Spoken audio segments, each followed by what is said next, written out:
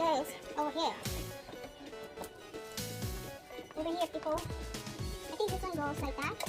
This goes like that. Ah, nice. Okay, tapos, you put this under. The hinges goes under the bottom. Under the bottom. Where are you reading the instructions from?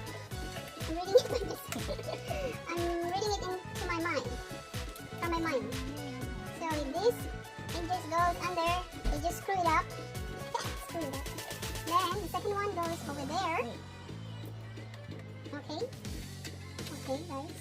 So you guys have to bear with me. I'm not a techie person. I just want to create. There we go. There we go. It's moving. Okay, now next, what we're gonna do is, I don't know, we put it together. This one, I don't know, we're gonna have to. This is for the cup. That goes on the, what's this? Oh, okay, this one goes here. This one, guys, goes on that part. There's 4 holes.